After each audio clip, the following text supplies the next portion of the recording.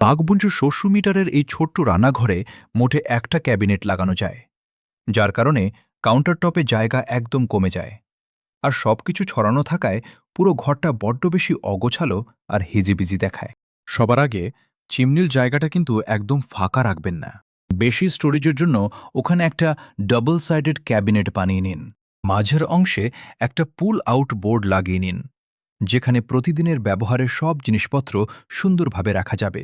অন্য সাইডে একটা ফুল সাইজ সিজনিং ক্যাবিনেট বানিয়ে ফেলুন।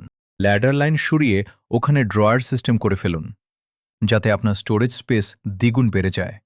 আর ওপরের কভার প্লেটটা সিঁড়ির মতো ব্যবহার করে ক্যাবিনেটের একদম ওপরের জিনিসগুলো আপনি খুব সহজেই নিজের হাতের নাগালে পেয়ে যাবেন।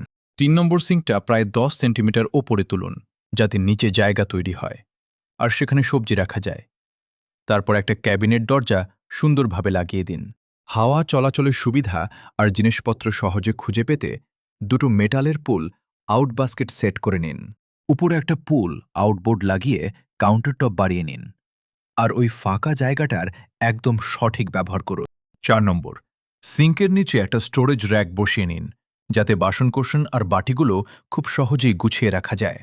ফোলানো ক্যাবিনেটটা একটু ছোট করে ওখানে ওয়াটার রেজিস্ট্যান্ট বাস্কেট লাগান, যাতে আপনাদের বাসনগুলো বেশ সহজেই গুছিয়ে রাখা সম্ভব হয়। 5 নম্বরে, অন্য পাশে 20 সেন্টিমিটারের একটা স্লিম ক্যাবিনেট বানান, যাতে ছোটখাটো সব জিনিসপত্র রাখা যায়।